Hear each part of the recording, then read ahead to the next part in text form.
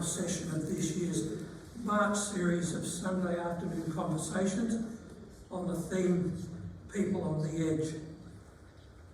It's great to see so many people here, so thank you for coming. The people we are focusing on today are asylum seekers and refugees held in Australia's detention centres. My name is David McCurdy, and I have the privilege of chairing the Progressive Christianity Network Task Group here in South Australia. I'd like to begin by acknowledging that we meet on the traditional lands of the Gunn people of the Adelaide Plains. We pay our respects to their elders, past and present. And in doing so, we recognise their role as the original occupants of this place, their cultural and spiritual heritage, and their care for country dating back more than 40,000 years. And we also extend that respect to other First Nations peoples as together they seek to have accepted and implemented the Uluru Statement from the Heart. But first, some housekeeping matters. If you need to use them, the toilets are located on either side of the foyer, and down the corridor to my left there is another toilet. Following today's presentations, you are most welcome to stay on for tea, coffee, nibbles and conversation afterwards, and they will be served in the room behind us over there. Our speaker will have the floor for 40 minutes or so, after which there will be an opportunity to make a comment or ask a question. And please remember to use the handheld microphone. And lastly, could you please make sure that your mobile phones are turned to aeroplane mode? Thank you.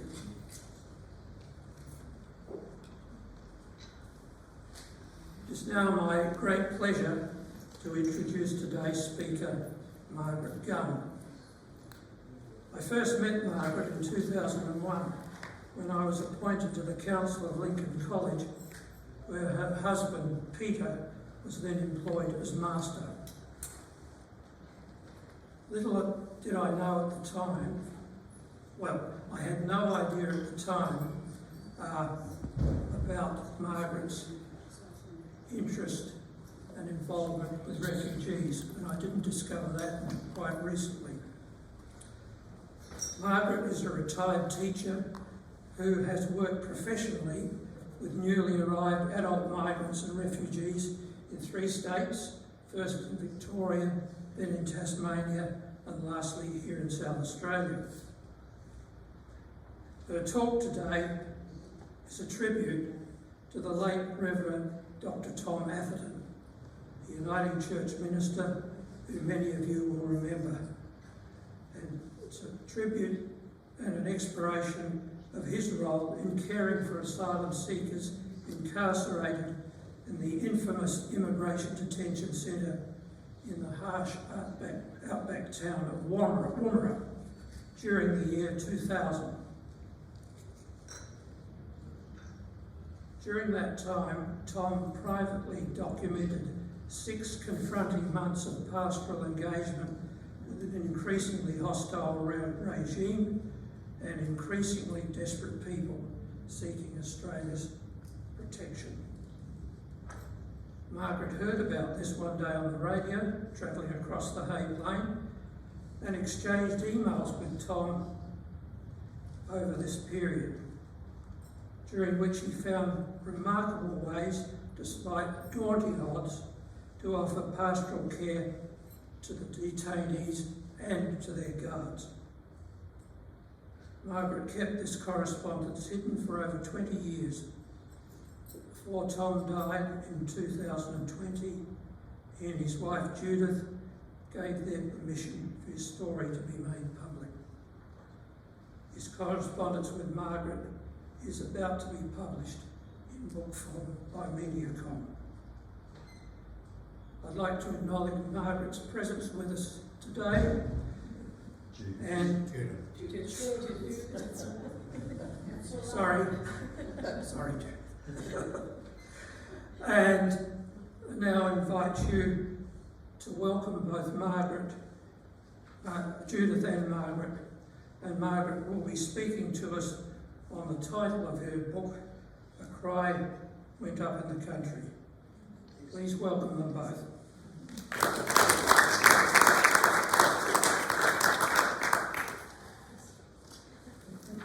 Margaret, the podium is now yours. Thank you.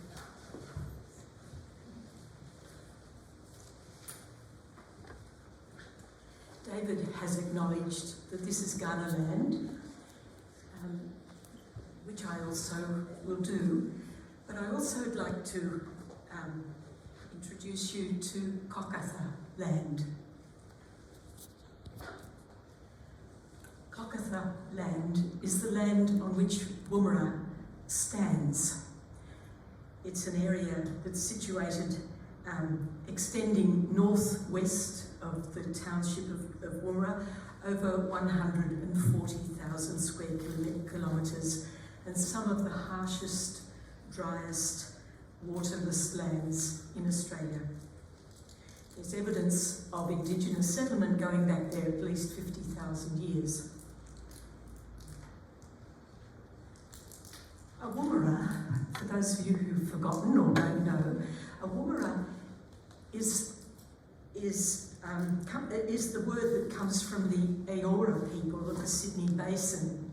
It's not a word that's local to the Kokatha people.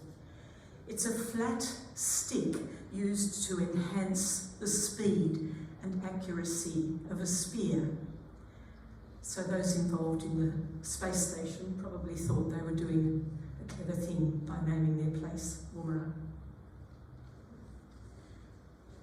And here it is. In the 1950s, the Royal Australian Air Force Woomera Range Complex and associated Woomera Prohibited Area came into being. Today, the Kokatha Pastoral Station covers much of the land outside this prohibited area and has been progressively achieving native title since about 2010. The people who run the station.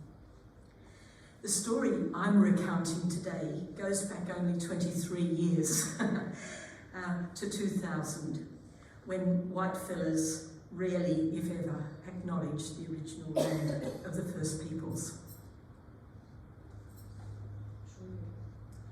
This is another view of the landscape. Continue east, then southeast on this road to Port Augusta, 175 kilometres, and to Adelaide, 491 kilometres. Turn north, turn left north to Woomera, it's 8 kilometres to Woomera. Roxby Downs, 84 kilometres, and Damuka, 112. Turn back, and after 1,053 kilometres, you'll be in Alice Springs. And this is a Google photo of the area once occupied by the Woomera Detention Centre, northwest of the town. There is no reference to this place on local maps or tourist information in Woomera Township. I begin with a short homily that might befit Tom Atherton. It's about people living in exile in Babylon, modern-day Iraq, 2,500 years ago. Despite being there for generations, they suddenly found themselves facing a change in government policy targeting them for genocide. The righteous citizens of the land would be permitted to participate in a program of systematic murder of these despised exiles, men, women, and children. The date was set. The story is also about someone least likely, who at great risk to personal safety and well-being advocated successfully for those in danger. It's about someone to whom it was suggested maybe it was for such a time as this that you are in this place. I wonder if you recognise the story. It's the story of Esther in the Old Testament. And it makes great reading. Please go and read it. It's retold regularly in the Jewish festival of Purim as an example of a saving God at work through ordinary people. For such a time as this, as I got to know Reverend Dr. Tom Atherton through a 6-month confidential exchange of emails, I was struck by how Tom's background and education equipped him so appropriately for the surreal encounter that he was to have with Middle Eastern people seeking asylum in Australia. For such a time as this, several of you had known, even worked with Tom for a considerable time, and I'd be interested to know if you could have anticipated his response to the crisis presented to him during his time in Woomera. I can only share this part of Tom's story, but I do so with great respect and gratitude.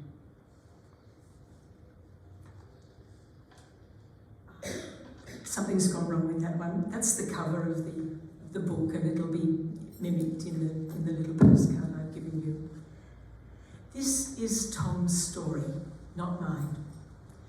The story of one humble, educated man reacting to the working out of government policy that he saw as an assault on ordinary Australians' sense of justice and fair play. This is Tom's story, a necessarily private account of his practical response to the unforeseen, extreme and bewildering conditions enveloping his new neighbours. This is Tom's story, revealing the starkness of his isolation, his shock at what he was learning, and his enduring sense of powerlessness.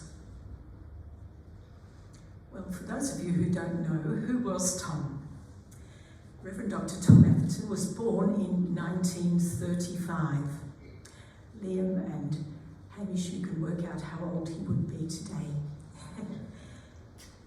He was educated in the UK, studying at Oxford University.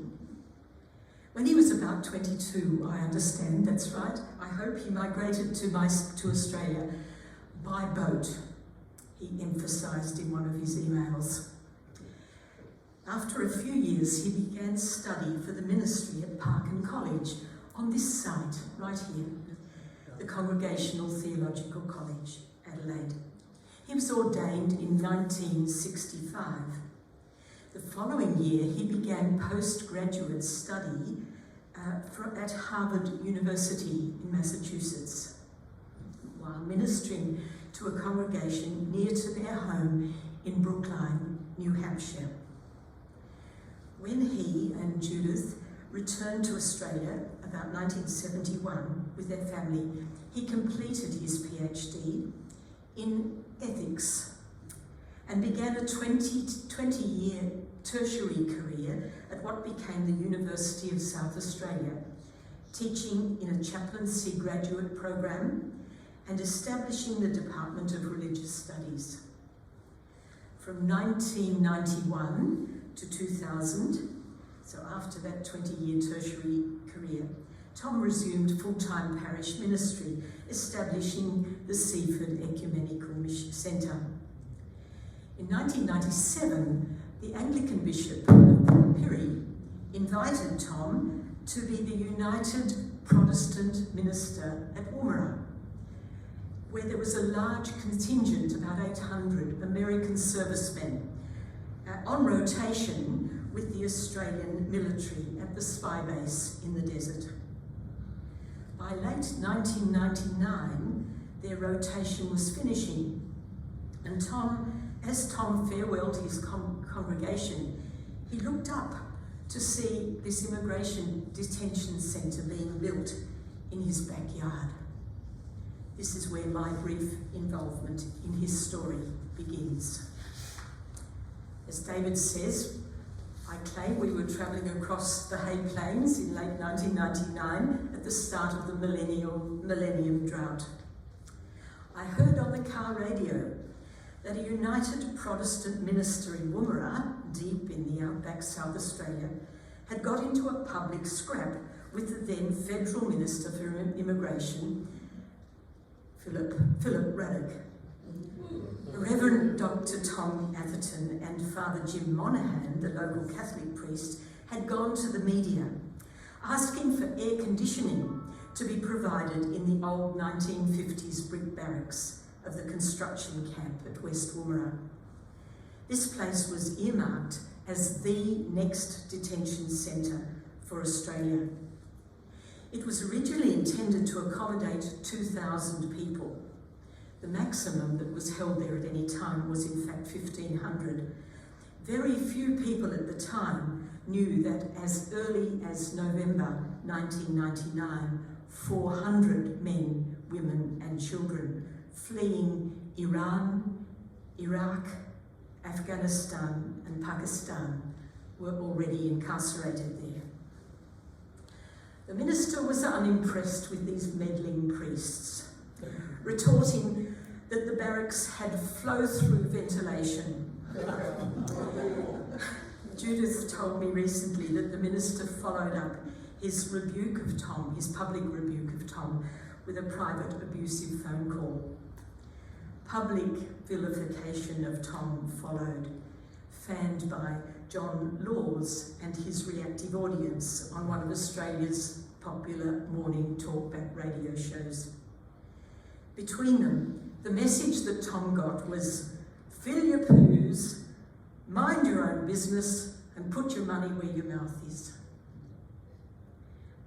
I am a member of the Uniting Church, as was Tom, and was professionally employed in migrant and refugee services. So I sent him a letter of encouragement. Tom was to tell me later that mine was the only letter of support that he received amongst a torrent of hostile, vitriolic letters and phone calls. This was perhaps Tom's first encounter with what he would call the demonisation of asylum seekers. For some time, prior to late 1999, I had been increasingly alarmed at changes in Australia's immigration practices, seeing it firsthand in the students we were working with, like the setting up of detention centres out of sight, out of mind, the dramatic reduction in the annual quota of refugees as recommended by the United Nations High Commissioner for Refugees, and the attempt by the government to portray its humane credentials through the so-called Safe Haven program, which offered only minimal and very temporary respite from war to people from Kosovo. Tom was not necessarily aware of these developments like these, or the workings of Australia's immigration policies. Who amongst us was? His initial emails show him as being respectful, becoming increasingly unsettled, then incredulous. Not only was he on the receiving end of the growing national uproar fanned by the government and the media, but he was soon to see for himself the impact of policy decisions that imposed indiscriminate, indeterminate, incommunicado, mandatory detention upon strangers who had every right under international law to seek asylum. Listen to this quote, and thank you, David, for helping. Current Australian law provides for indiscriminate, indeterminate, incommunicado, mandatory detention of all persons arriving in this country without papers or regardless of their having fled terror, persecution, hunger, and other human rights violations in their homelands. Further, all unauthorised arrivals, including children, are denied the right to apply to the courts for release pending determination of their status. And this is a statement by Justice Marcus Einfeld in an address at the University of New South Wales in May 2000. May 2000 was the time that Tom and Judith were there. So this policy was being developed in those early months of the year 2000. Let's just look at those words. Indiscriminate meant there was no distinction made between the men, women and children when it came to their liability for incarceration. Indeterminate gave the authorities time to scramble together staff and devise what was deliberately an obscure process for interviewing and assessments. It was also used to justify lengthy delays of several months before processing even began. Incommunicado meant detainees were separated from one another. Tom was told so they couldn't collude or concoct parallel stories. No visitors were allowed, no volunteers. Detainees were barred from sending messages or receiving any messages by mail, fax or telephone. Several times, Tom mentions people slipping a crumpled piece of paper with a phone number in his hand, and he made many overseas calls to relatives. At least some of their families found out that their relatives were alive. Mandatory implies a systematic scooping up of all suspects, guilty without charge or trial. And detention.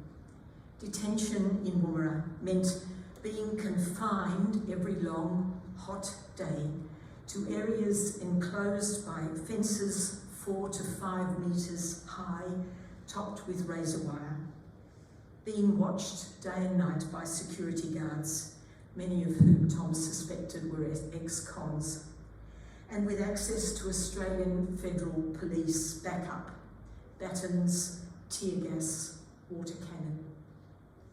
Tom commented on returning to Woomera from Pippa one night, seeing again the lights of the prison. He said, "The lights of Woomera are softly orange and welcoming. The lights of Woomera West are startlingly bright white, and they are on from dusk to dawn." Tom and Father Jim were not defiant, nor were they naive. Unaware of laws being concocted in Canberra, devised in Canberra, their response was shaped instead by their vocation as pastors. I was in prison and you visited me. Tom told me their first incentive to approach the management came when one of the guards in the Eldo Hotel commented that some detainees must be Baptists because they were practicing water rituals. I referred earlier to the range of skills that Tom brought to his pastoring. I'm not sure he realised himself at first how remarkably well equipped he was. Judith told me his family used to say, before there was Google, there was Dad. How right they are. Tom was firstly a classics scholar. He was a church historian. He quickly recognised that people from southern Iraq practicing water rituals were likely to be Mandaean and Sabaeans, members of an ancient Gnostic sect following John the Baptist. To initiate ecumenical and interfaith relationships was second nature to Tom. And in the context of the detention centre, he brought together people of Christian, Islamic and Jewish faith. He was already fluent in 5 European languages, so launched immediately into learning Arabic, even though he admitted it was much more difficult than he expected. But there was more. He was a PhD graduate from Harvard in ethics, no less. I suspect he would have liked to discuss the whole wicked problem facing him and the nation with his philosophy and ethics professors. And he was a pastor. Father Jim and Tom offered their pastoring not only to the detainees, but also to a number of the nurses and the guards, contracted by the Australasian Correctional Management, or ACM, a company affiliated with the huge American Wackenhut Corporation, which still runs prisons across the world. Tom referred to several of these employees experiencing deep disquiet as the conditions in the detention centre worsened. Many of them broke their short-term contracts of 6 or 8 weeks. But as Tom would say, the detainees couldn't go anywhere. It's a tribute to their courage and commitment that Tom and Father Jim and later Sister Anne Higgins finally achieved regular, if erratic, access to the detainees. To Tom, the need was obvious and required a response. By the end of February, after several broken arrangements and managerial stonewalling, they got in. And they conducted their first 2 services with Iraqis, 120 of them. The number increased to over 150. They managed to arrange regular worship and community times from 7 to 9 p.m. on most Sunday nights, subject of course to conditions in the prison being under control. Amazingly, they distributed cupcakes, a kind of Eucharist, Tom said. And I suspect that this is an indication of the unfailing support and resourcefulness of Tom's wife Judith. Tom described giving the homily. Framing it with my painfully acquired Arabic, I am finding the language is very difficult, but I will persist. His homilies were about Abraham, who left Iraq on a faith journey, or Jesus, the refugee, themes which prompted one of the guards to warn him that he was being very political. But access came at huge cost. Tom spoke of having to trade his access for silence. Hence, the confidential nature of the emails that we exchanged and his deliberate avoidance of the endless requests for media interviews. He withstood the hate mail that kept coming, that labelled the detainees invaders, aliens, vermin, pollution in paradise, and worse. He said they echoed the Nazi denigration of Jewish people in Germany, something which Tom would have been old enough to take in as a young boy during World War II in the UK. How are you going? Do you want to stand up? I've got a couple of personal stories shared by Tom and Judith. Recently, Judith recounted to me the impact on the locals when they realised that the detainees had been flown 5,000 kilometres from Christmas Island to Darwin and then to Woomera. She described the planes arriving at night, in the dead of night, and circling, for a long time above the town. She later learned this was a deliberate strategy to disorientate and confuse the passengers, but it also created an uneasy fear in the town. As the size of the population under detention increased, so the sluggish processing showed little sign of providing any clarity or reason for hope, so unrest increased. Two of the people Tom was concerned about were an Iranian brother and sister in their mid-20s. One fateful day in mid-May 2000, he arrived at the prison to discover that there'd been a dramatic sorting of the people. He called it separating the sheep from the goats. The sheep were deemed to be on a path likely for further interview and possible acceptance, while the goats had been told they had no hope of staying in this country. This, Tom observed, followed interviews, often with young law graduates. He even refers to barristers, hired no doubt at great expense by immigration, who at the stroke of a pen were making life-changing decisions after what seemed to be short, perfunctory interviews. One of the young detainees told Tom he'd had 5 minutes to tell his story, and he hadn't finished. The brother and sister were separated. He became a sheep, she a goat, taken into the internal extra high security section of the prison, the 4 to 5 metre fence topped by razor-sharp barbed wire and now set in concrete barriers. I remember talking with this in a phone call with Tom, and we wondered what the young woman may have suffered before escaping Iran, and how she'd probably been interviewed by an officious male legal graduate who had no knowledge of the existence of her brother, the trauma she'd suffered, let alone any cultural or gender sensitivity. Similarly, Tom found himself having to deal with a pregnant woman who was separated from her husband and put in the goat compound.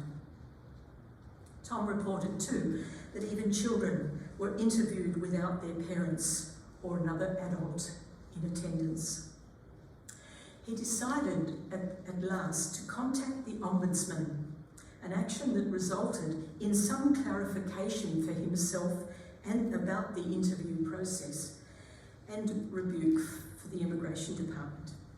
This was a sign of considerable daring on Tom's part, a rare example of him engaging directly with the institutional process, something he'd actively avoided doing. Reading Tom's emails, you can't fail to realise the distress these processes induced in the detainees and in Tom himself. This was why I chose to call the book A Cry Went Up in the Desert. As the separation of families and communities were imposed on them, Tom had written, "The entire compound cried and cried and cried, men as well as women and children. You could hear the lament from a mile away, and it went on and on." Then a few weeks later, this ruling was suddenly overturned, and those goats who'd been removed into the extra security of the internal prison were now allowed back into the sheep compound. It caused immense confusion and left Tom speechless. It's possible to identify several recurring themes in Tom's emails. I'd just like to choose 10 of them. They're a quite lot.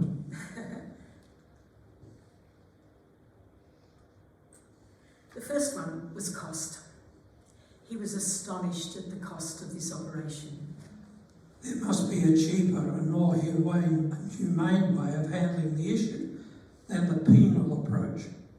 Early on, he discovered 2 guards assigned to a woman who was giving birth at the local hospital. "Why 2?" he asked. or she might escape.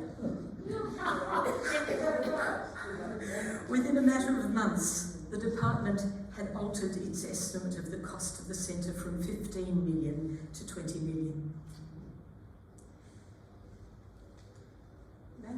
Management's obsession with maintaining isolation, incommunicado, tight supervision, deception and secrecy.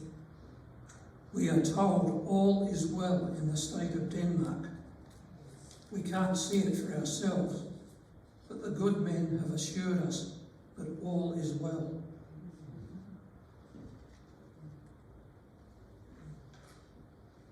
ACM's contract required them to provide a range of activities for detainees, and Tom's observations exposed the inadequacy of that. There are photos in the archives of a sun-bleached children's playground, and Tom reports on comments about the quality of the English lessons that were provided under shade cloth. There was at least one football, which Father Jim supplied to a 10-year-old boy. A friend of mine, learning about the conditions, drew a haunting sketch of a child holding a kite through the wire fencing, the kite flying fearlessly and free.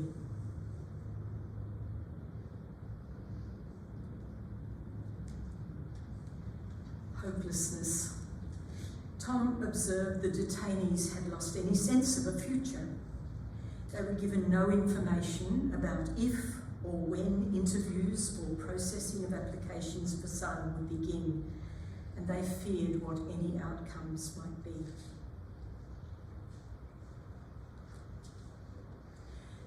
Living conditions, as well as the lack of access to air conditioning in many of the original barracks.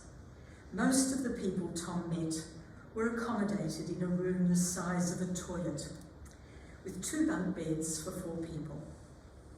Some of the dongas, or the little huts that were brought in with air conditioning, were eventually brought in, but not all detainees had access to these. Mental health. Immigration officials visited Woomera in early 2000, and their report, titled "Not the Hilton," stated dehydration is the biggest problem. At the same time, Tom, in his emails, was writing, mental health is the biggest concern.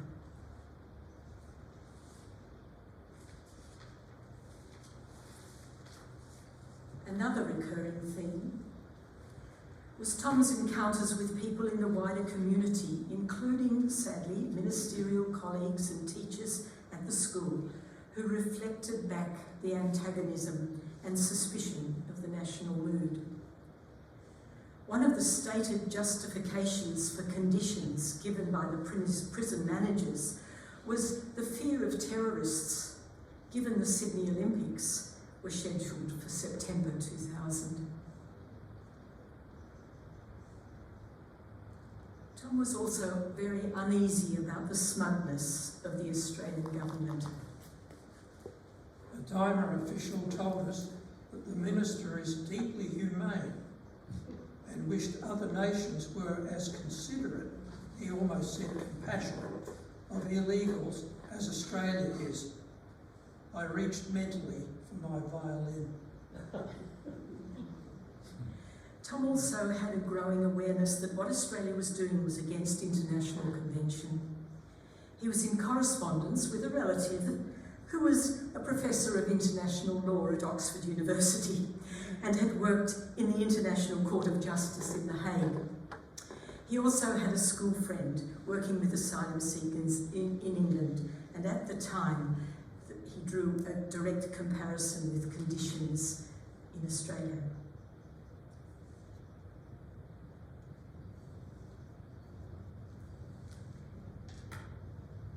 Concern for the desperate situation of the detainees he found themselves in was another major thing that he regularly speaks about.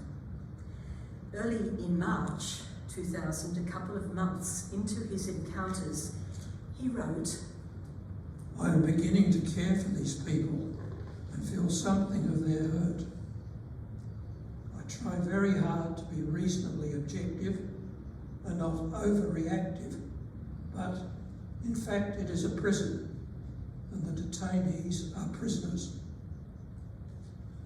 Behind the double fence, one finds some very depressed and frightened people." And Tom was personally disturbed by all this, and many of his comments are very reflective and despairing.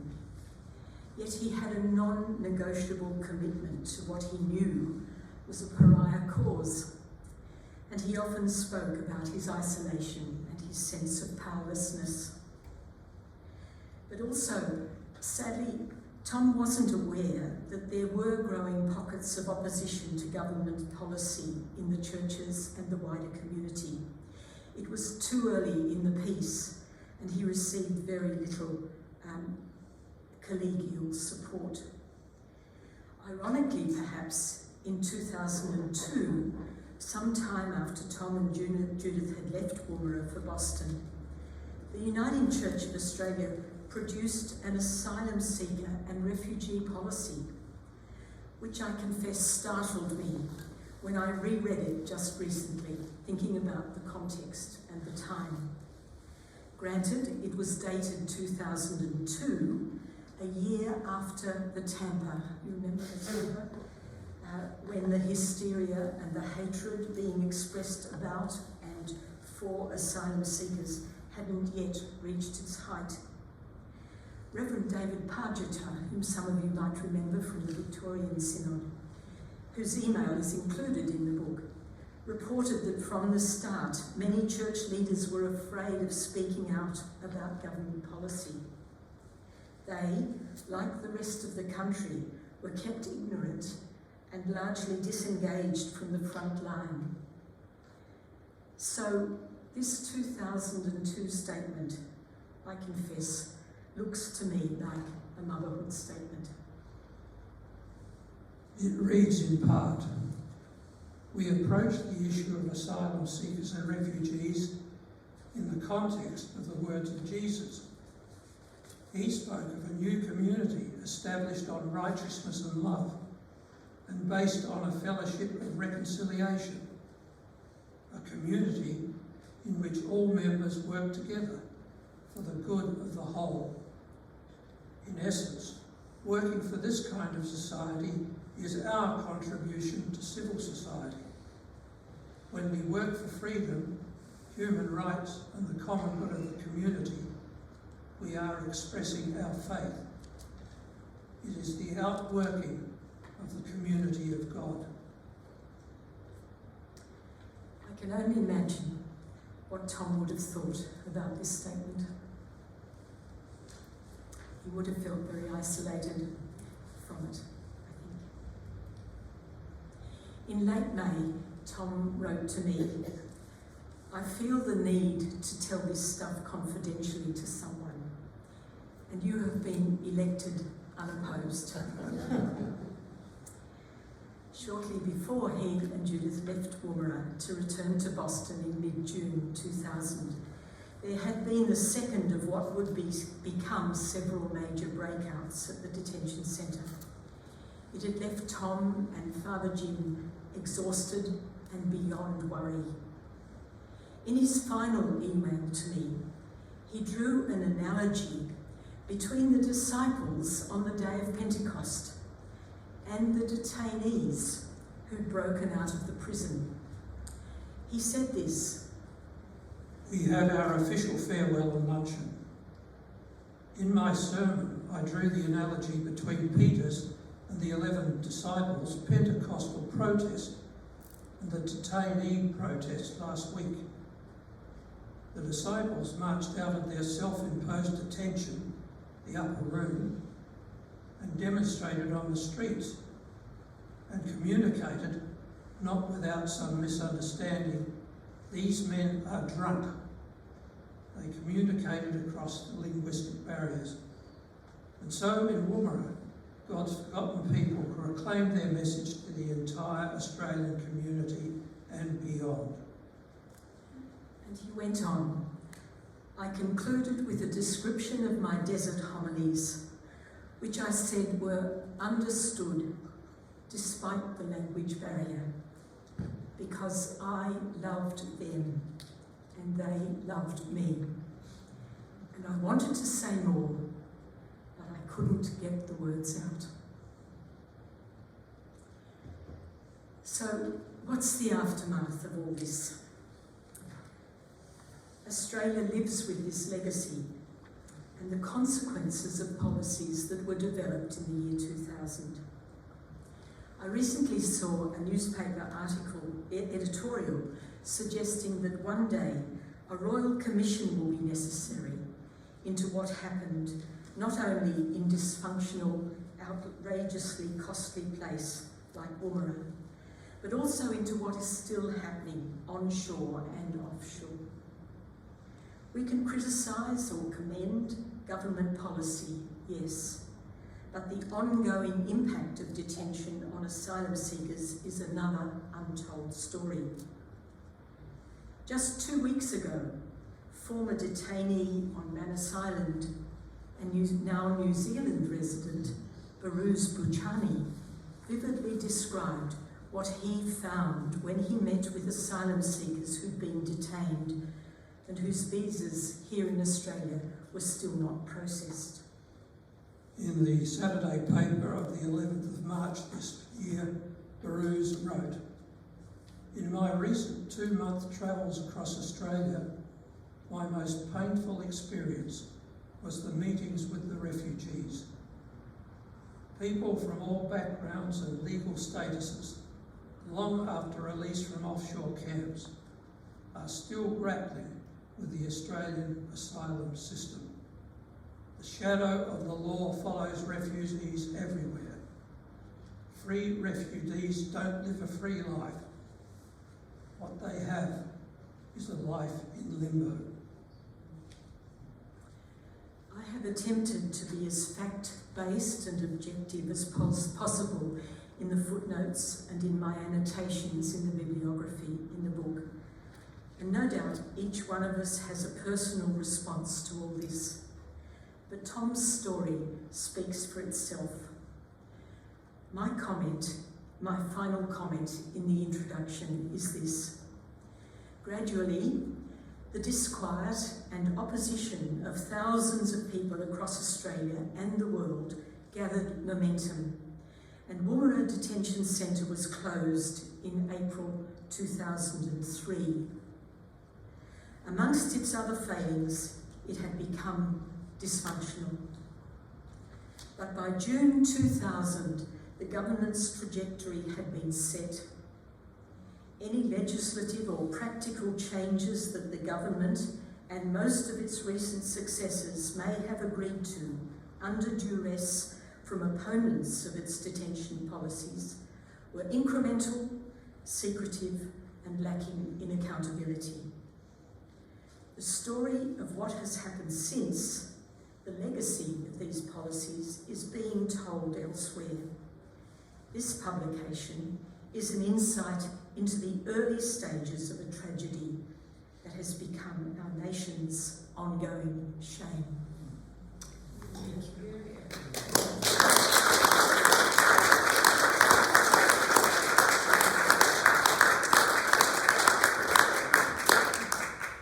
Thank you, Margaret. Before we open up for comments and discussion or questions, I invite you to stand up and just wriggle around and sit down again.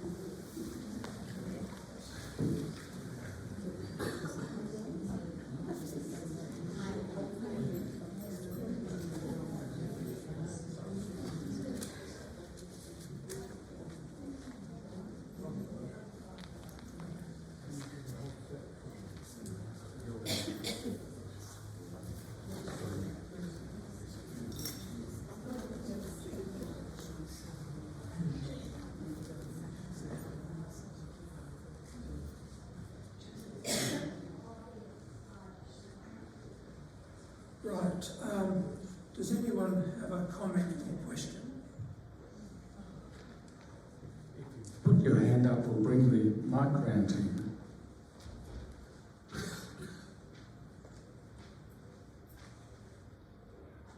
Thanks so much, Margaret. I'm looking forward to reading some more.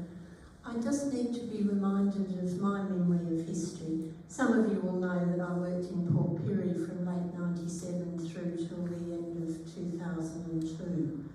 And Father Jim was sort of on my radar at that point, because if Woomera closed in 2003, Baxter sort of replaced it, didn't it? Yes.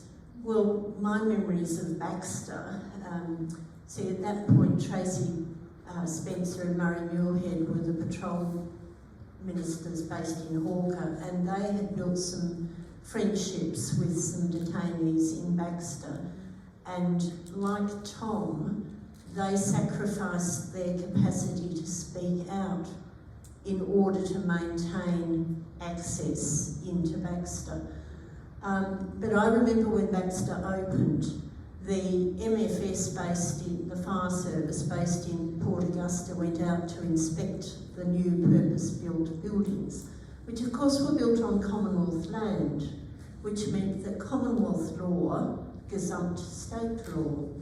And the word that came back to us from the MFS was that these buildings were not compliant because they were all built as courtyards looking in on each other with one entrance.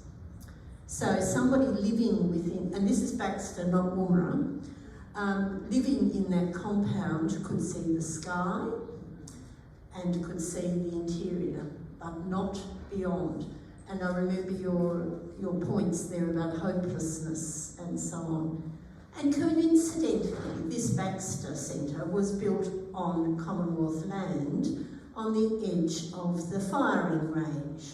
So here you've got these traumatised people from goodness knows where, war scene, you know, war locations, with intermittent artillery fire going off in the background, unable to quantify the threat or the danger from that. Now, I know Baxter is another chapter after Woomera, but that's just a little glimpse of the further torture that was being perpetrated by our government policies.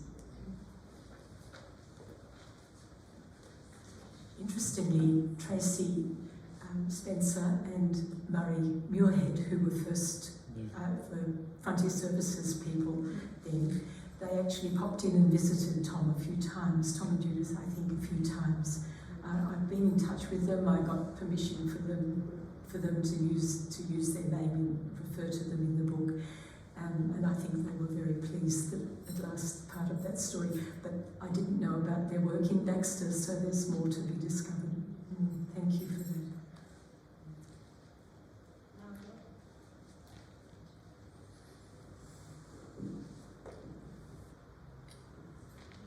Thank you, Margaret, for that brilliant rendition. And like you, I have named that not even 100 times we will look back in shame at this time. My memories coming from WA are to do with Curtin, Yes. and in particular Bev Fab was the minister in there, and as a Social Justice Commission trying to support her in some way and getting the record out, maybe a little bit more active, I think. But recently, Ando, there was a repeat of the guy who was the surgeon, the orthopedic surgeon from Iran, who created the new way of doing prosthetics, who had ended up in Curtin and was a bit stroppy in Curtin, whatever, and ended up in the prison system. And the prison up north was very good, and he said, well, that was like luxury compared with what Curtin had been. He was pleased to be in prison because he could relax, and he was also, we need to hear the stories and get this out, the way that Australia has been treating and is still treating. I had a friend who ended up as a nurse right about the same time, I'm realising, in Woomera, and she came back reporting on the 8.4 million. And I worked out that our most expensive hotel in Perth could have had all the refugees in there and one guard at the bottom, and they could have been treated humanely. at a lesser cost than the 8.4 million. Disgusting, but thank you. And I see your book eventually coming before a Royal Commission. Yes.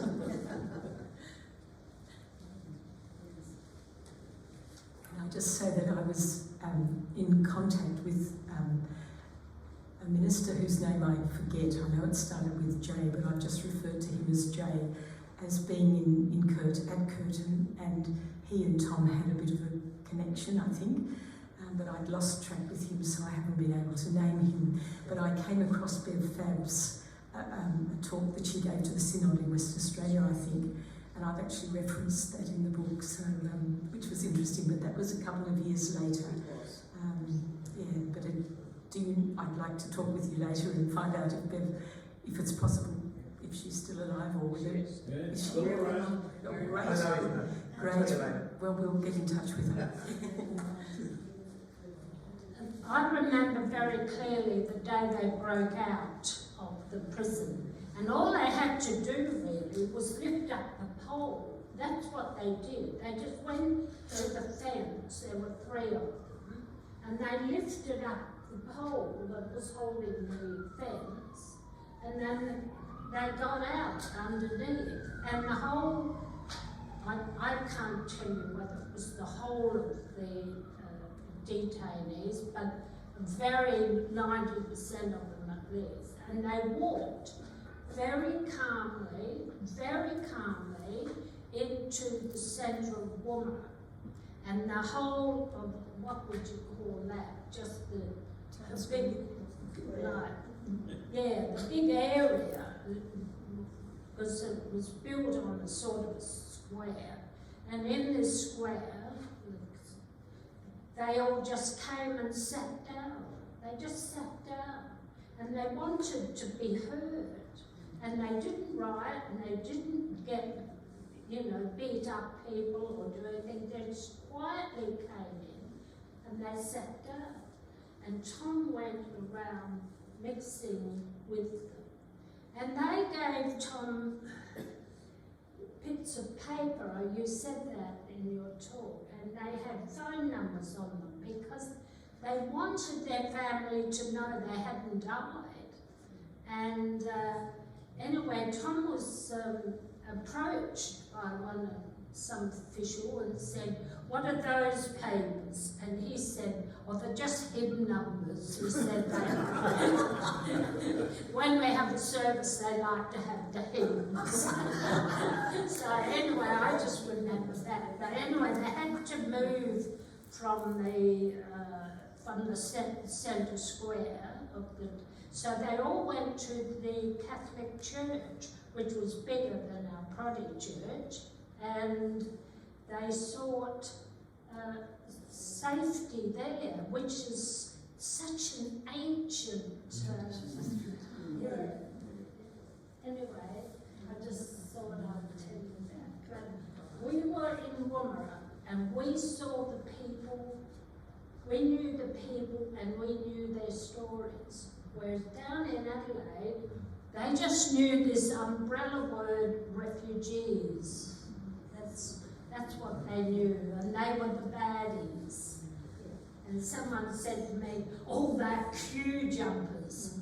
And I said, "Oh, are they?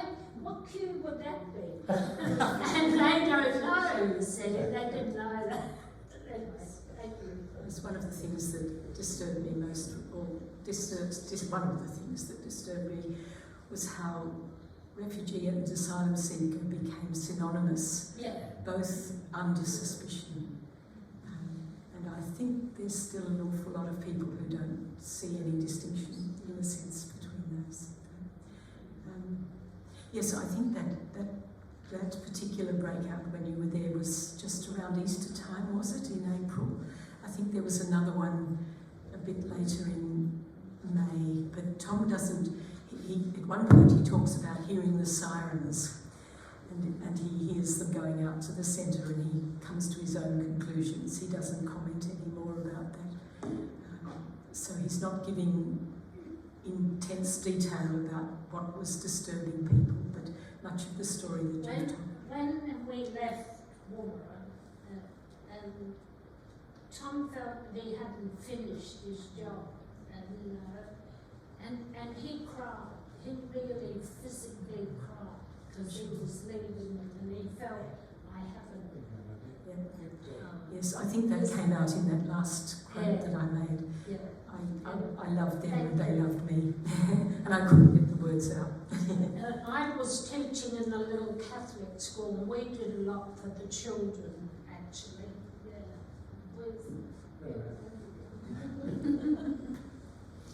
One final question. Thank you very much, Margaret. That was a fascinating historical account of Woomera. And then this lady has mentioned the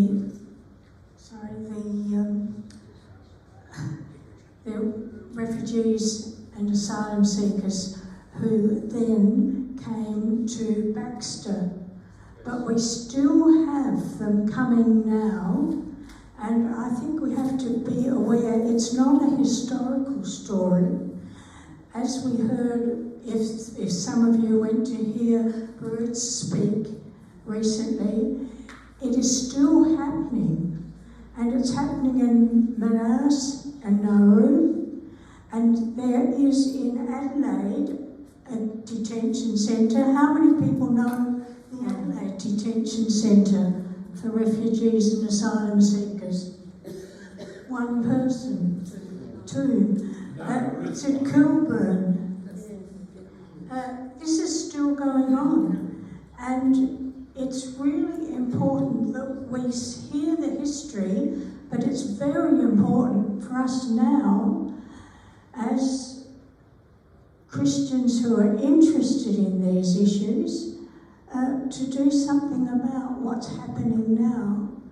And there is information. You can look at the Circle of Friends website, would be the best information that I can give you about our Circles of Friends that started in South Australia, Circles of Friends, and there's many, many circles now, but we have one at Christchurch here.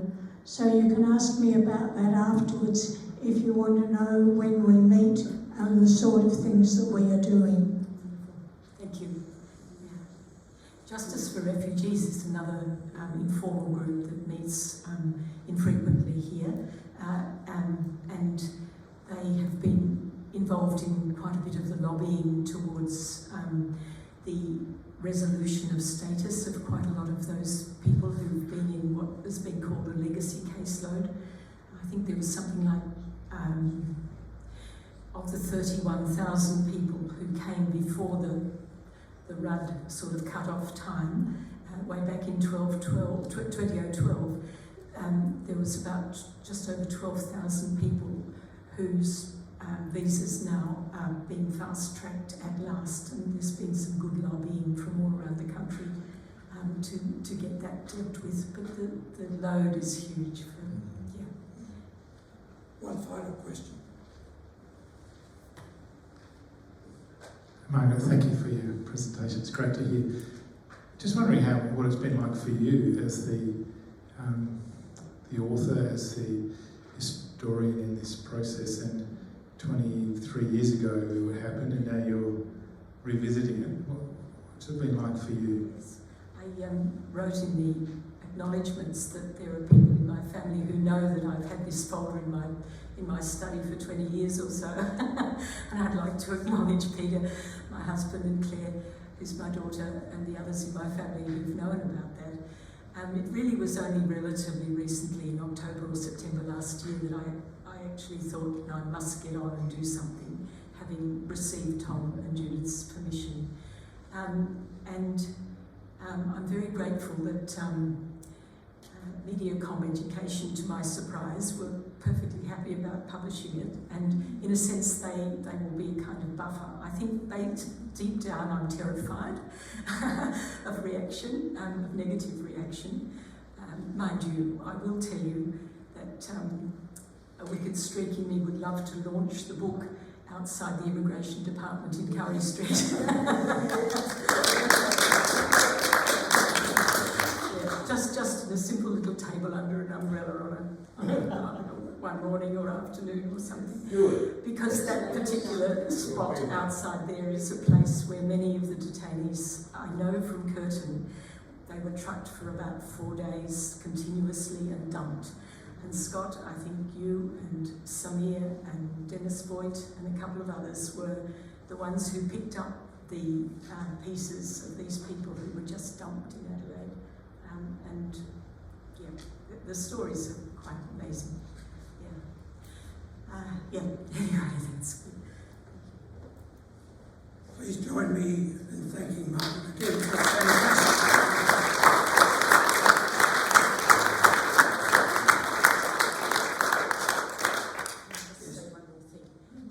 You will have received a little postcard which has got details of the book on it. You'll be pleased to see that Peter Mears, who's a journalist who had visited Tom and Judith in Woomera, he very kindly replied to me just last weekend. I sent him a draft copy of the book, and he's put on it a quite significant quote about its significance as almost historical document for the future. And so for people like Alison's granddaughter and Hamish and Liam and any one of our other younger members of our families, there's still a lot to be done, and we're handing on a very difficult legacy to them as well. If you would like to purchase the book, it's at the printers at the moment. I expect it'll be ready possibly at the end of this week, or certainly just after Easter. And you could order it directly online from MediaCom. Although, if you would like, if you had we're selling it for $19.95 or something, and if you would like to have a postage-free copy and be willing to pay some cash today or something like that, I mean, there's a piece of paper here that you could write your names, and I'll make sure that you get a copy hot off the press. Okay? But thank you, everybody. Thank you. Tea and coffee is next.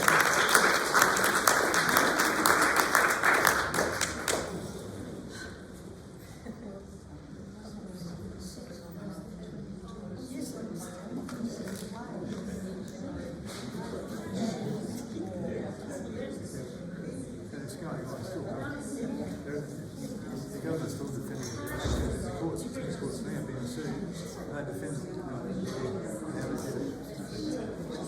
That's because